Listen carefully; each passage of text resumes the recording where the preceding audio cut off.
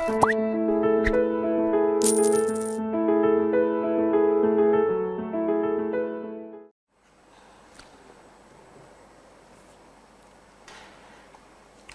तो मैं लिख दूं, है ना?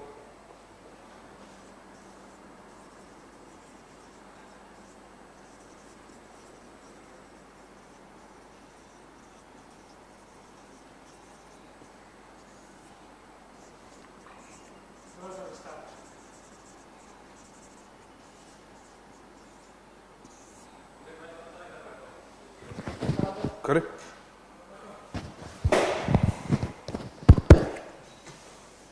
Okay. Good afternoon, everyone. Today we would be talking about the subject or the optional public administration for UPSC Mains 2018. Most of the students or prospective students who are preparing or willing to take public administration as the optional. Okay. So our purpose is to make you acquainted with the optional, first of all. What is the scope and the dimensions of the subject? Secondly, that okay, if there is any speck of doubt, okay, if there is an element of confusion as to why public administration should be taken as an optional, okay, that is our second purpose. That okay, you must feel confident while taking public administration as an optional.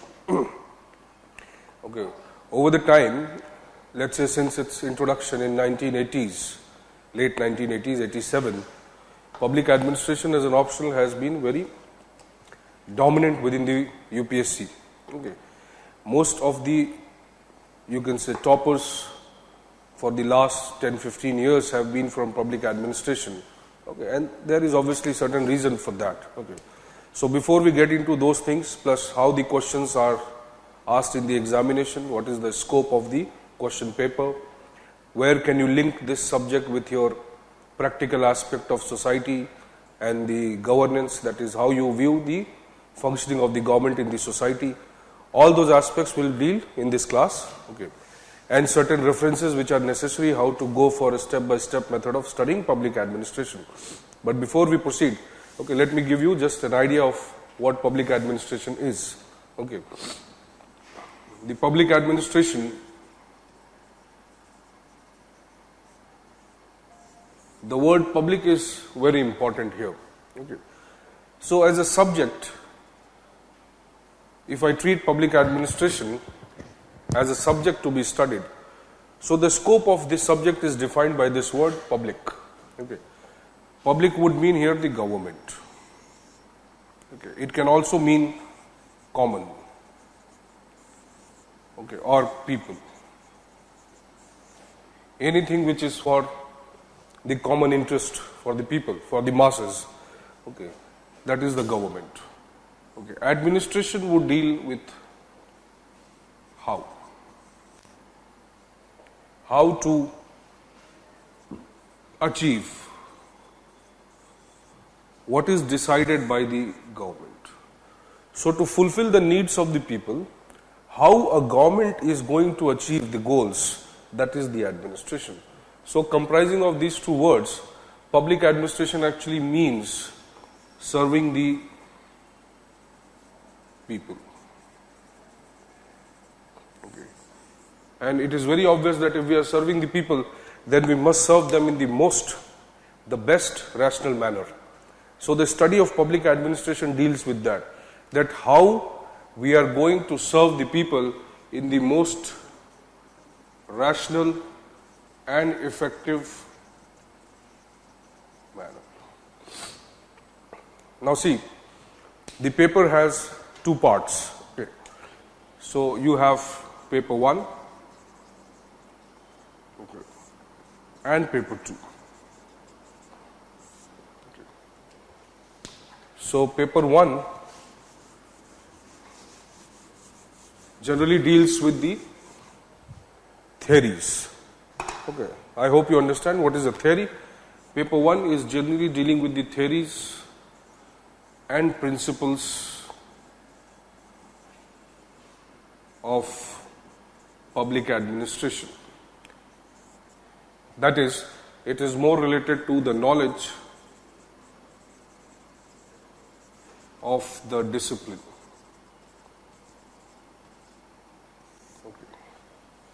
For example, if I am saying civil services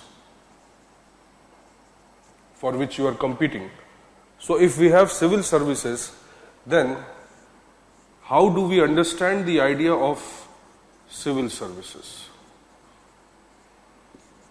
Okay. How we can develop certain principles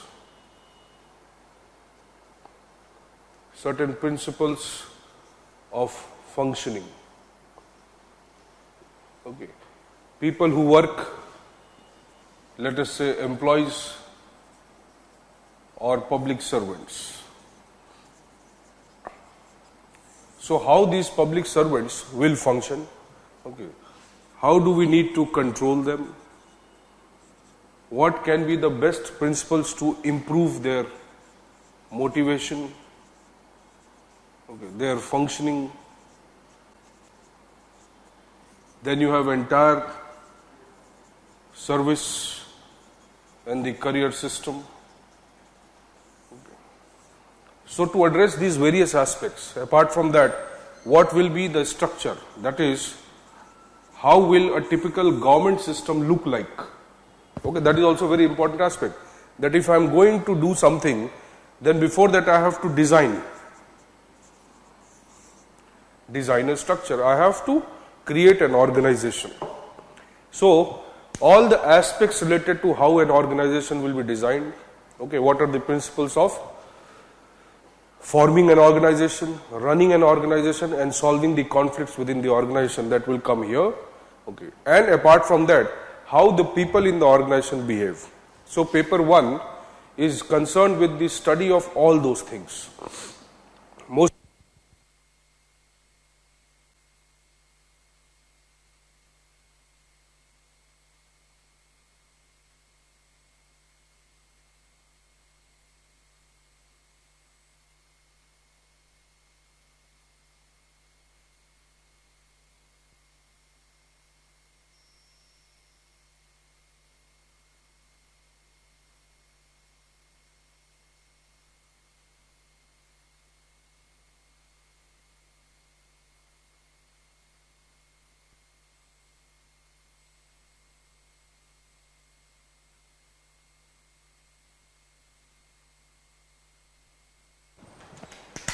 Okay, sorry for the break. So, this entire paper 1 will deal with that aspect, that how an organization is created, what are the principles on which the organization functions, and then the organization is not just a set of rules and regulations or procedure, there are human beings. So how to understand these human beings also become a very important part of the study of paper 1. Okay, there are various approaches which have developed. So numerous approaches are there, okay, and mostly all these approaches are inspired from the idea of science of administration. Okay, by the term science we would mean a defined knowledge. Okay. Like you may have a science of car driving, a science of flying a plane, a science of doing anything. So there must be a predefined knowledge for doing certain things. So paper 1 is generally dealing with this science of administration. All the principles, theories which have developed, they are inspired by this science of administration. So various approaches have developed. Approaches are, you can say, a framework to view a particular aspect of administration. So what is public administration? What does it look like? What are the principles which govern it? How we can improve these principles further? Okay, and at the same time, okay, you can say that these principles have various consequences when they are applied to the organization. So those consequences are also studied here, and in case any improvement or solution is required, then we go for that also. Okay. So concerning the role of public administration, okay, as an organization, and then its functioning in the society both. So it is not simply the study of the structure or certain aspects of principles of public administration, but also a relationship of the public administration with the society. So society is there, and the purpose of this administration is what? To serve this society. So obviously, without their relationship, without the influence of each other, we cannot understand the actual functioning of public administration. So your paper has basically 12 units, who are the major units, like introduction to the study of public administration, the evolution part. Then you have theories of public administration. Okay. Then there are theories of management and organization. Okay. Then a micro conceptual development, like then every aspect of public administration has been explored, like personnel, that is human resource management, then financial, that is budgeting and all. Okay. Then you have this comparative public administration, development administration. These are the aspects of theoretical aspects of development of public administration, because most of the knowledge in public administration or the subject of public administration has come from the Western context, that is the USA. So how this knowledge will be applied in the developing countries, how this knowledge will be applicable in the countries like India, okay, that has also been dealt in paper 1, that okay, how we can utilize this knowledge, because administration as an activity is existent everywhere. So knowledge that we develop, okay, may be applicable in one place, may not be applicable in another place, or it may not create the same kind of consequence. So that aspect has also been dealt in paper 1, mostly at the theoretical level, that okay, what are the possibilities of reform within the public administration with respect to the developing countries. Okay. Then your new developments like the impact of technology, e-governance, techniques of improvement of public administration. Okay. At the organization level, what reforms can we bring? Okay. So you can say the paper 1 basically revolves around this idea of understanding the science of the public administration, okay, creating a, you can say, a unified knowledge, okay, a kind of universal knowledge, okay, where each and every country, any government, any state can implement this knowledge, use this knowledge to promote the goals of the society. Okay, and at the same time, how it can control the administration, how it can implement certain reforms, to what extent the accountability and responsibility of the bureaucrats can be restored. Okay, all these aspects have been dealt in paper 1. So your paper 1 basically derives from its roots of the knowledge developed in the Western countries, and eventually when we try to understand this knowledge with, let's say, the Indian context, then the role of paper 2 comes. So paper 2 is generally the application of this knowledge that we have talked about. Okay. The use of this knowledge, okay, in the Indian context, that is Indian administration.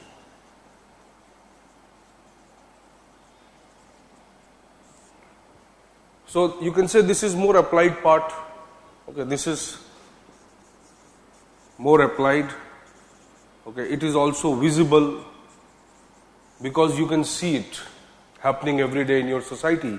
Okay, and also most of the knowledge that we study here, most of the understanding that we implement here of paper 1, okay, that is mostly related to the contemporary developments. Okay, contemporary developments, like a simple example can be, let's say, that we have studied the principles of human resource management. Okay, how to improve the functioning of the employees in the organization. Okay. Now let us say I am trying to study this theoretical knowledge in paper 2. So if I know that, okay, what are the principles on which the organization can be improved? What are the drawbacks within an organization or administration, and how I can reform it? Okay, what problems the employees face, or what kind of behaviors the employees may exhibit, and I want to implement it. So let's assume that we are going for police reforms. Okay, we all know that what is the status of police in India. Okay, how the people behave, when they see a policeman, or how a police behaves when they see people. So what is the level of interaction and the respect, or you can say a mutual trust between the people and the police. Now that knowledge is used here, because we have a theoretical understanding that, okay, this is how the organization functions, these are the principles of organization, this is how the employees may behave, and if they are behaving in that way, then what should be done. So you can say now that theoretical knowledge, if I implement here, then obviously to an extent, I would not say completely, but to an extent I can predict, and at the same time I can create an outcome. That is the goal I desire. So I may not be completely correct, but using a theoretical knowledge with respect to Indian administration, what we have studied in paper 1, at least will give me practically an understanding of what will be the consequence of the application of this knowledge. Okay, and yes, a major part may be what is the theory saying, but a part of that would be probably unknown. Why? Because obviously the society that we are talking about is India, developing country. The knowledge might have developed in the Western country, that is the USA. So how far that knowledge is applicable here, that is also to be seen. Okay. So it becomes important for us, because we are eventually going to function in the Indian society as a bureaucrat or as a police officer, as a revenue officer, whatever. So we are going to function here. So ultimately we also need to know that what are the points of dissimilarity, what is the scope of deviation of the knowledge which we have as a discipline of public administration, and when it is applied, or with the knowledge if the Indian administration is understood. So Indian administration, there is an elaborate study in paper 2, okay, which relates to the historical development of public administration in India during the Mughal period, during the British period, and also during the monarchical regimes of, let's say, the Mauryan Empire, like Arthashastra given by Kautilya. Okay. Or you can say it is something like a historical comparative study. We are going back in history, trying to find out that, okay, how this knowledge may be applicable today, or what has been the progress, the evolution of administration in India, what are the cultural elements, how far the Mughal administration, how far the values of the Perso-Arabic culture influenced the Indian administration, later when the Britishers come, how they transformed it. Because eventually there is always a continuity in governing. We cannot say that once the Mughals governed, then after a point of time or for some phase a vacuum was there, then the Britishers come. It is not like that. Always the society is in the process of evolution, and that is why administration is also evolving along with the society. So that part is dealt in the introduction to the paper 1. Okay. Then when India becomes independent, obviously we have tried to create our own administrative system, a political system like democracy, and within the democracy we have created a civil services system. So how this civil services system is going to cater to the needs of democracy? For that we study, let's say, our constitution, our philosophies of constitution, the structure of the government, union government, state governments, local government, how they are related to each other, what are their powers and functions, okay, how many institutions are there which will deal with various problems of the government, okay, and with that respect, how our administration has been created. Okay. So it involves a kind of chronological study from historical perspective to the post-independent Indian administration, okay, and how the government and the administration interact, that is the political system and the administrative system. Okay.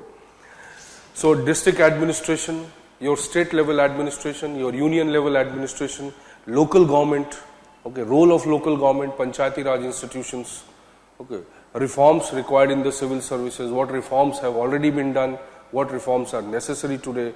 Today if you see that we are witnessing number of changes, globalization, impact of economic integration of the world.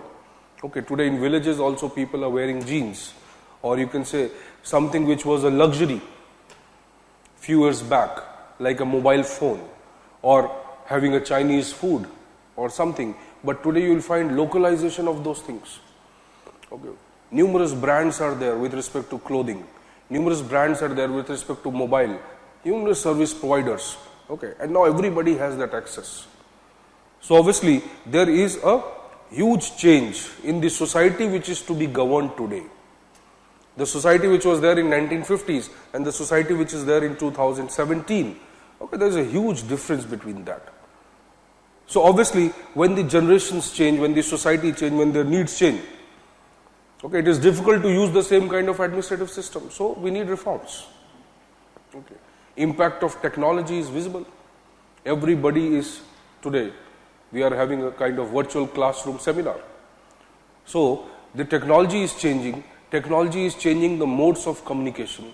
Technology is changing the modes of interaction. Technology is equally influencing the government, the administration as well as the individual. Now imagine an individual is highly empowered today, he is using social media.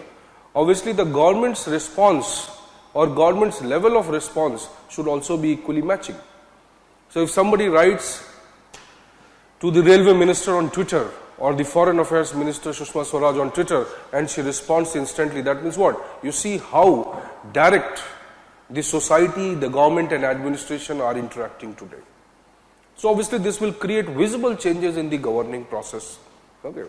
So the impact of technology, ICT, e-governance, okay, and how the relationship of the power between the different actors who are participating in this process, like the government, the administration, citizens, NGOs, corporates, market, international organization, how they are relating to each other. So how these forces are shaping them, how it is impacting the administration in India, what are the problems in India, how social issues, how social problems, how the disparities, okay, and to what extent the requirements of the Indian society, they can be fulfilled. Now that is the domain of the paper 2. So if we, let's say, go in retrospect, what we said, that the paper 1 will be more concerned with the knowledge and the paper 2 will be more concerned with the application of this knowledge, or at least its visible impact in the real life, that is the Indian administration. So let us say that what should be the approach to study now? So we have, let's say, scope that we have to study the government, okay, or let me simplify that there are 3 aspects which is the focus of study in public administration. One is the political system.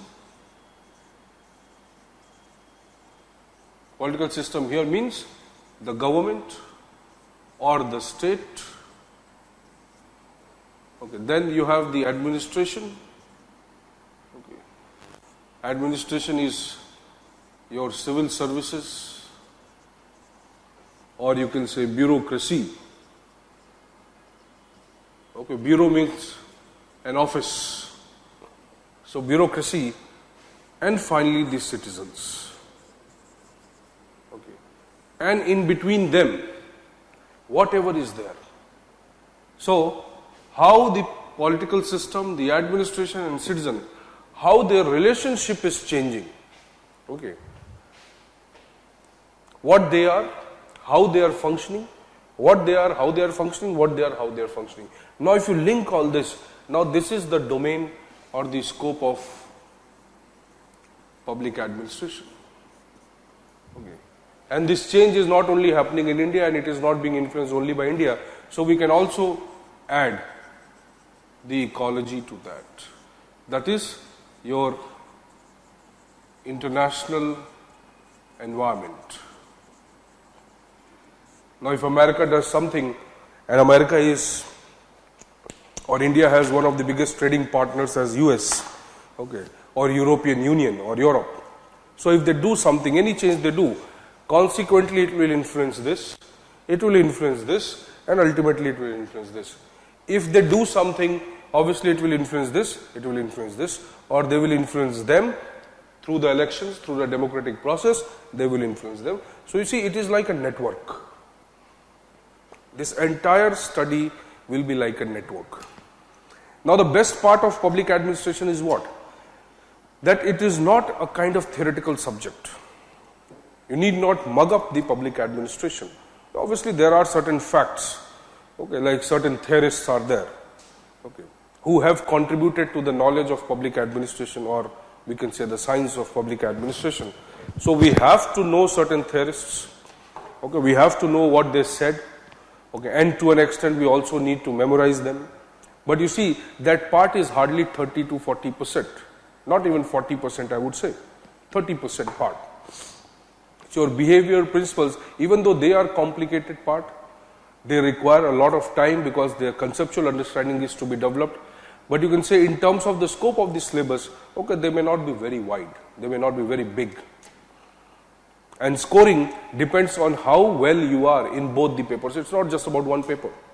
It's not just about conceptual development. It's not just about knowing some theories and facts.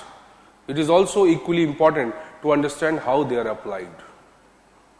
So with that sense, if I say the scope of public administration study would encapsulate the entire network of how a society is governed, what are the problems a society faces, and how we can in the process improve this governing. Okay. So you see, 30% is basically the theoretical part. So public administration has this advantage over, let's say, the other optionals, and probably in the somewhere synonymous to the optionals like mathematics or let's say science optional, because public administration has more of conceptual aspect. It has more practical aspect, it has more applied aspect, it has more visibility in terms of the knowledge. So if I say, okay, see, this is how police behaves. See, this is how the criminalization of politics takes place. Okay, this is how the bureaucracy can be reformed. See, these are the problems with the administration. See the roads, okay, see the transportation sector, see the aviation sector, see the refinery, see the international affairs. Now what? You are visualizing it. So it is not just a reproduction of theoretical knowledge. It is basically, you can say, linking this knowledge with the practical aspect, and practical aspect dominates public administration. That is why public administration is also referred to as the practitioner's field. Okay, it is a practitioner's field, mostly driven by people who do, who implement. Not necessarily people driven by people who sit in one university or a library and make some theories and principles. So people who are more effective as administrators, or even who create knowledge in public administration, are those people who are actually doing administration. So you can say this subject has utility with respect to, first of all, your career. Secondly, the subject has utility with respect to the understanding of your real life problems and how to solve them. So you can say at one level it is somewhere developing you also as an administrator.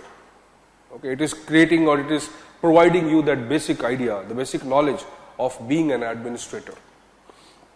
Okay, at the third level, you see public administration, okay, is not basically a curriculum in the universities in India. Not most of the universities provide a degree, a BA or MA in public administration, and many people also don't do it. So here also an advantage is there, that whosoever will study public administration for UPSC, or who is preparing for UPSC, will have an advantage, or will be at a fair advantage. The competition would be fair. People do not carry the baggage or the burden of having a post-graduation in PubAd, or being a gold medalist in PubAd, or being a university topper in public administration or something. So you can say people here are at par, everybody. They will start from scratch. Okay. The fourth aspect of public administration is that, yes, we can get the references, we can get the materials, okay, and to an extent we can now, you can say, mold those content or the available content according to the requirements of the exam. No doubt, for certain years, the public administration question paper was seeming to be out of the syllabus, or it was, let's say, saying that, okay, people said that, okay, this subject is actually not fetching marks, but that is not true. No doubt, okay, it was not scoring, or it was not bringing that kind of score, which it was doing. Let's say since till 2011, public administration like huge scoring potential, but 12, 13, 14, okay, and to an extent 15 also, we can say the scoring potential diminished. Okay, but that is not mainly attributed to the subject. Okay. UPSC has a specific way of addressing the problems of a particular subject. So if today some other subject is becoming, let's say, very popular, or for that matter some other discipline is emerging as the means to get into civil services, okay, you never know that tomorrow that may be punished. So every system has its own limitations, they have their own flaws, and UPSC is obviously no exception. Okay, but as far as selection is concerned, as far as the, let's say, 2016 results or the trend that we see in 2016, obviously we cannot deny that public administration has fetched huge marks. Okay, 320, 330, 310, many students, they have achieved it. Okay, and they have also been selected because of public administration. Okay, so you can say it is the cost benefit analysis would say that, okay, it is ambivalent. It is something like, yes, it balances the negatives and the positive, because you can revise public administration easily, you can study it conceptually, you can understand the implications practically, you can utilize that knowledge in your various aspects of your exam, including your essay, including your GS papers, including even your interview.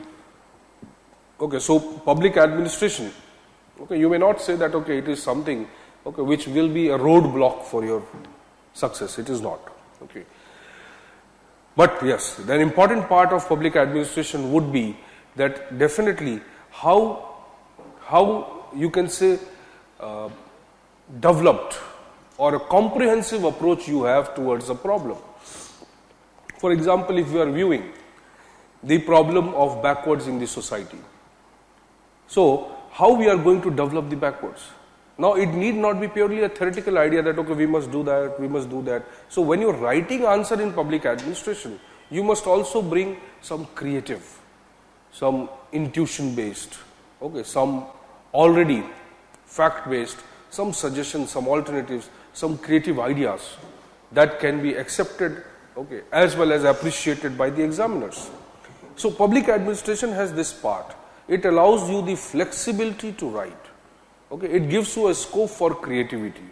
It gives you a scope for incorporating the knowledge from varied disciplines, okay, and to be used in public administration. It does not restrict you in terms of certain points. It does not restrict you in terms of certain theorists or certain principles, like people assume that way. It is not true.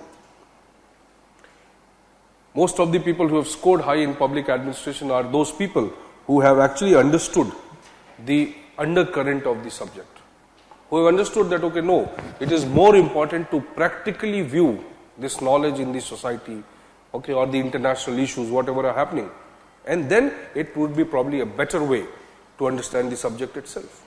So your newspaper reading, if you're doing, and you're studying public administration, if you start linking it, you'll see that a visible change in your understanding of the concepts in public administration will take place. So you can say, you can simplify your preparation.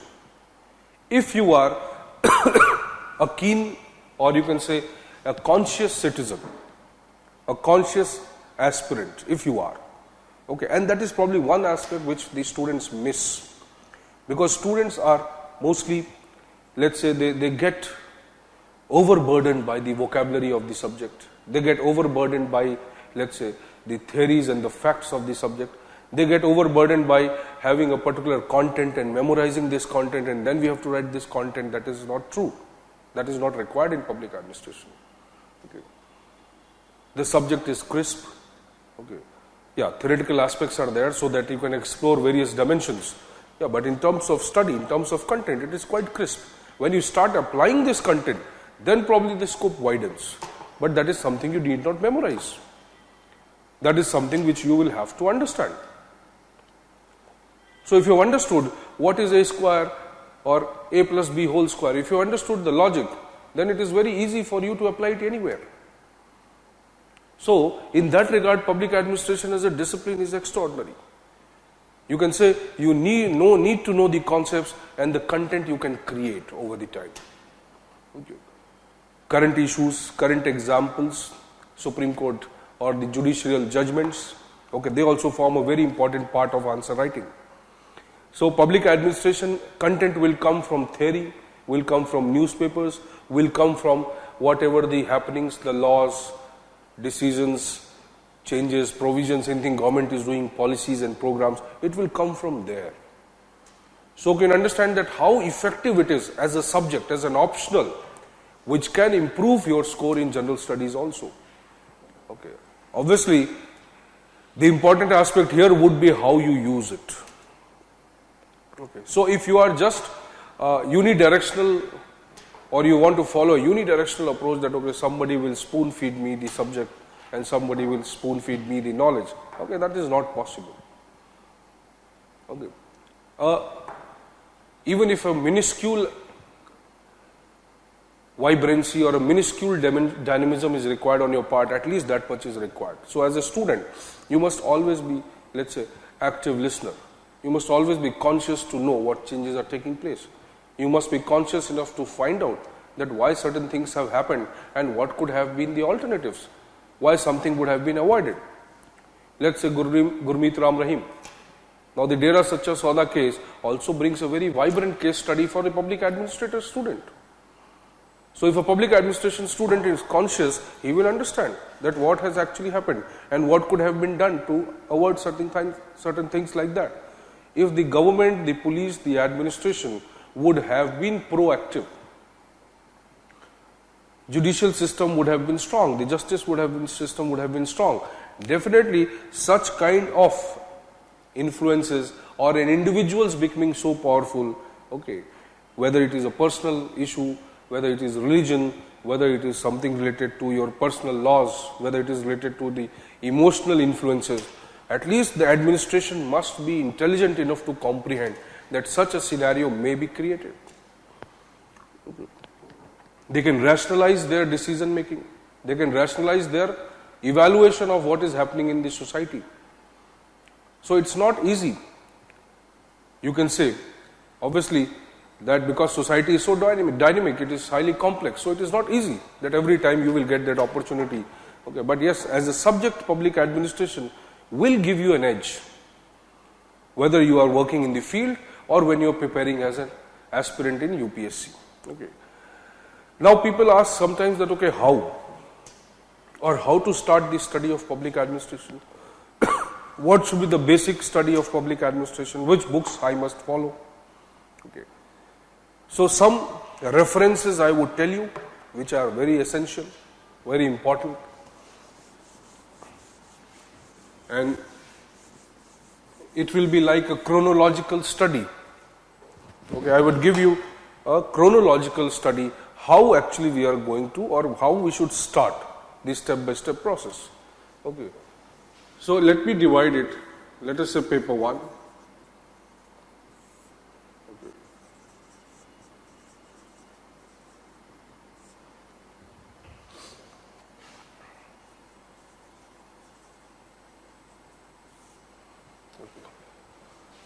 So our first reference should be the IGNOU BA program. Okay. People who want to study public administration, let's say from the scratch, okay, they want to build a foundation in public administration strong enough to score 300 plus, which is very much possible in public administration. I said it is almost, or it has the potential of scoring almost equal to the mathematics. The only thing is that we don't treat it that way. Okay. So IGNOU, the BA program, start from here, whether it is this or this, paper 1 or paper 2. Okay. Once we are through with the basic concepts here, okay, then we can go for some important books. Okay. Like we have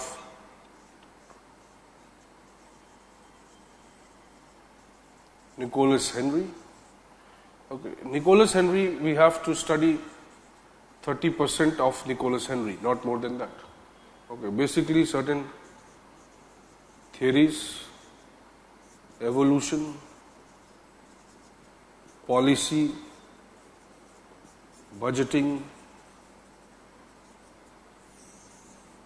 Okay. Maybe some intergovernmental relation.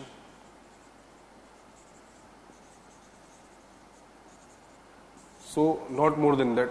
Once we are through with this, then probably we can go for this book, which only 30% of the part has to be studied and not more than that.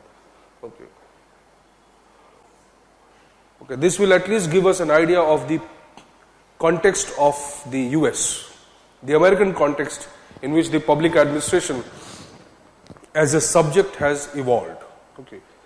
Then we can go in the Indian context. Some good writers are there, like Mohit Bhattacharya,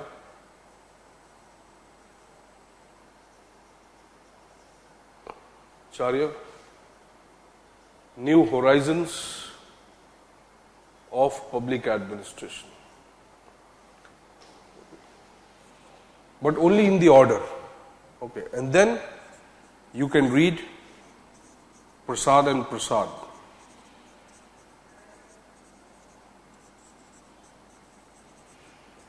For theories of public administration. Okay. Once you are through with this, almost you have covered the paper 1. But there are few topics which may demand a better, you can say, more in-depth understanding. Okay, like, okay, for that you can have R.K. Arora, Comparative Public Administration and Development Administration, CPADA. Okay. There are various areas which are overlapping, so you can use the books here to understand the logic here also. Okay. For example, when we start with paper 2, we must go for a basic book. Go for any basic book, whether it is Fadia or Arora Goel. Okay. Once your IGNOU is done, then you can go for Arora Goel or Fadia. Okay. You can write it number 2 because this is number 1. Okay. Then that will give you a basic understanding of this. Okay. Then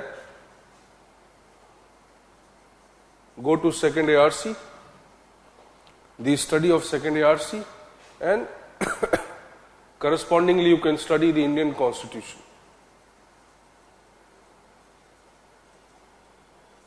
Okay. Your basics, Indian Constitution, from obviously any good book. Okay. Can also use Lakshmikant for that.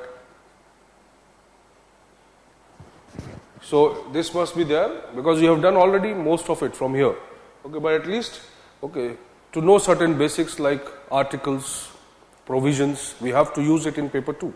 Okay. Go for second ARC. Break the second ARC. There are, let's say, 15 reports.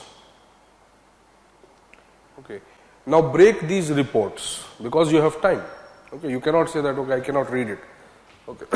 So you break these reports, okay, into various issues. What issues are covered in the various reports? Okay. These issues will become your like micro headings. Now within these issues now, once you have developed micro headings, okay, let us say financial administration, okay, personnel management, okay, human resource management or something. Once these have micro headings are developed. Micro headings means what related to financial administration, 1, 2, 3, 4, 5, 6, 7, like this. So you have a micro heading. Now within this micro heading, now what you do, you try to fit your newspaper here. So whatever newspaper knowledge is coming, whatever you are reading every day, the newspapers, so that newspaper article or the current affairs, now you link it here. So that you will also know what is the spread of the Indian administration, what are the problems and associated issues, and at the same time, what new developments have taken place. So second ARC will also become a major part of your content. Okay, though the second ARC data may not be used because it is now maybe not relevant.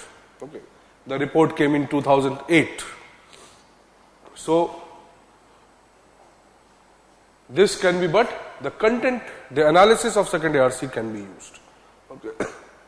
Fourthly, your newspaper is obviously there.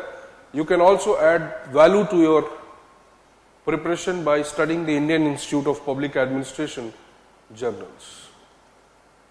Okay. Indian Institute of Public Administration. Okay, this will give you various current issues in Indian administration, reforms, developments, what government is doing, what are the current practices worldwide, how we are incorporating that into India, and so on. Now, if you go for this total integration now, once you have studied this theoretical aspect, once you have studied this part, now your step would be to link it. So there the newspapers will also help you that how this knowledge can be linked to Indian society. And once you have understanding of this, whatever theories you have studied, now you can link that to this. That okay, if I know certain principles of administration, how they are visible in India. Okay, if I know certain principles of administration, how they are impacting the India, or what kind of principles need to be there in India, rather than what we have studied. So here, now the interlinking is required. So this approach, interlinking now. So once you revise now, after studying this, understanding it, linking it to current issues, now if you link it together, okay, then your actual answer in the examination is the answer which is required by the UPSC. So what UPSC demands, that you read it, understand it, link it together and find out what are the current developments. Now you write an answer. And answer writing in public administration is also okay, quite practical in nature. So anytime you are writing some theoretical aspect also, you have to give examples. Bring examples not only from India necessarily, okay, but relevant to what you are talking about, maybe global, maybe Indian, okay, maybe Asian perspective, maybe comparative perspective, comparing Asia and Europe, Asia and US, and something like that. So you have to give examples. You can use data, you can use facts. Let us say poverty in India was to the tune of 60% when we became independent. Today it is somewhere, let's say people say less than 27%. So obviously from 50 or 60% to 27% in 60 years, this transition would have taken place because of certain things. Maybe some policy, program, the way administrators or administration's response towards the society might have changed. Various factors might be driving factor behind this. So what you can do, now if you are saying that okay, Indian administration has evolved, it has improved its performance, so how you can convey this? Obviously using the data. Okay, so data and facts also become important. Case studies become important. Okay. For case study, IIPA also gives certain case study, okay, but they may not be directly used, they are quite elaborative in nature. So you can use your, now see Yojana, Kurukshetra,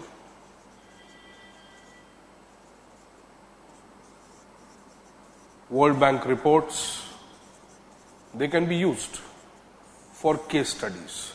Case study means that you simplify your argument by giving a practical example. That okay, what I am talking about as a reform or what I am talking about as a theory, it is visible here in this particular village, in this particular district. This is what happened. So case study also becomes inevitable part of the answer writing in public administration, which is being missed by a number of students.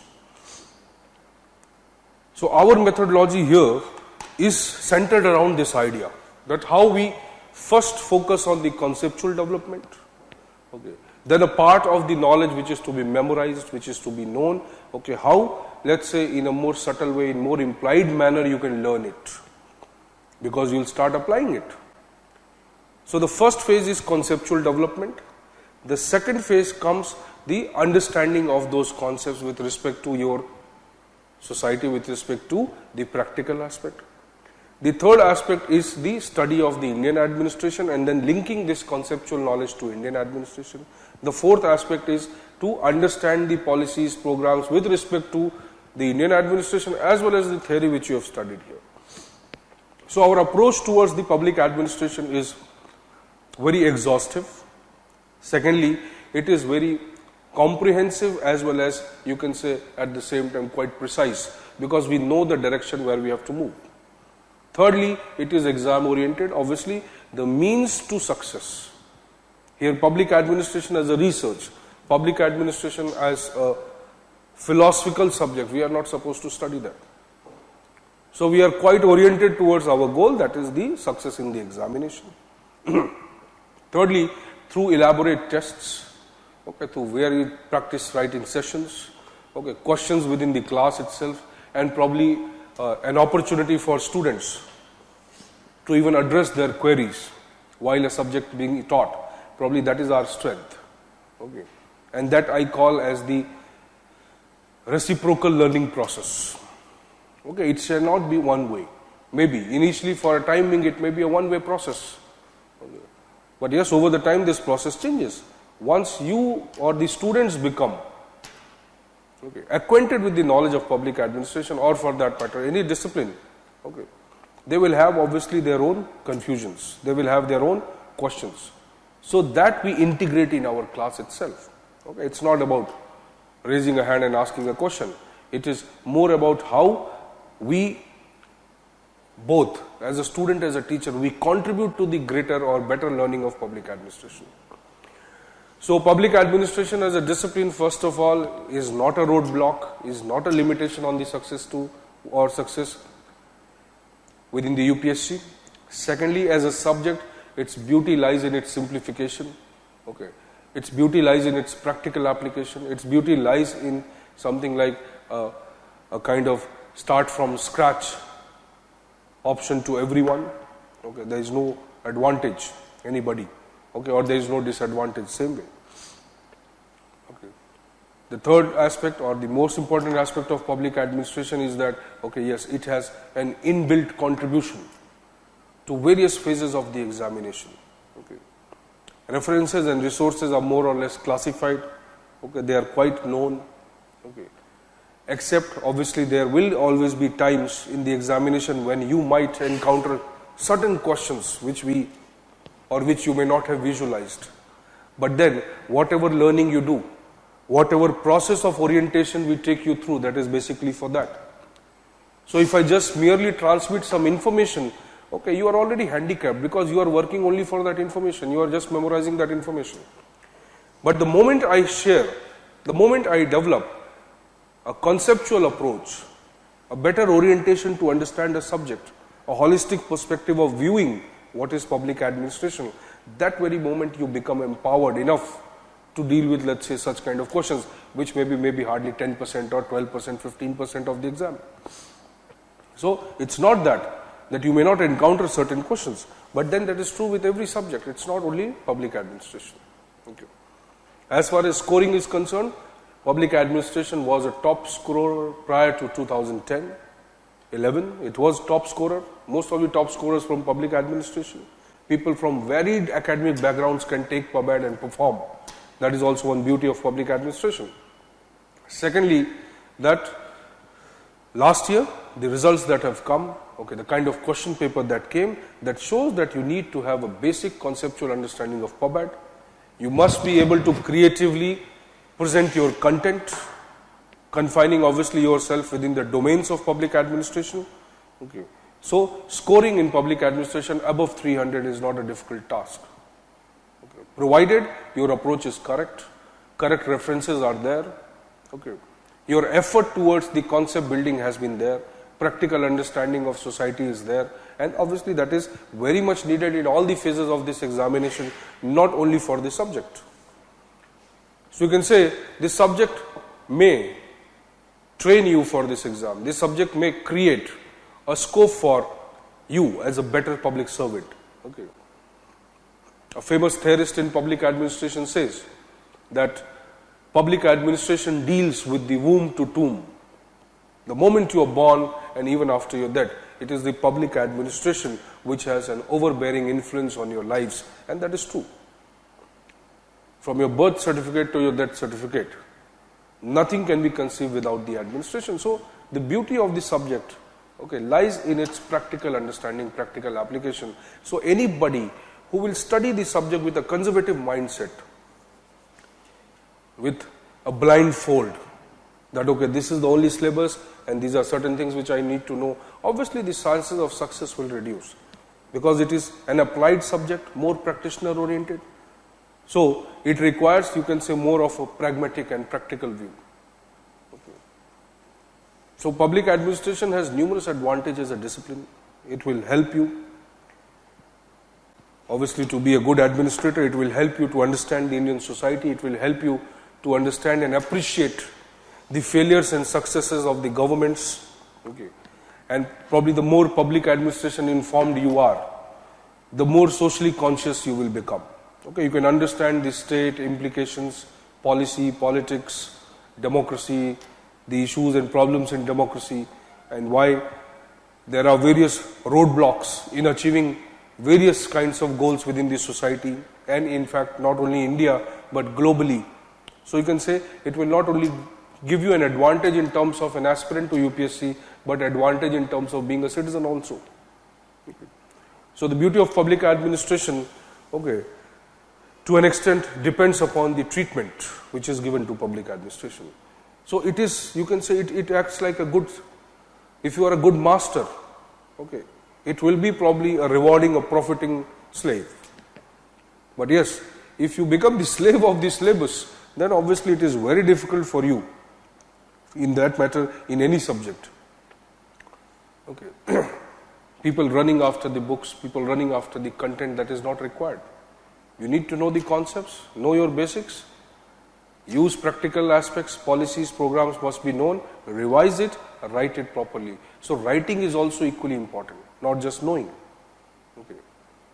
So knowledge as well as its application, knowledge as well as its presentation, both play a very pivotal role in the success in UPSC.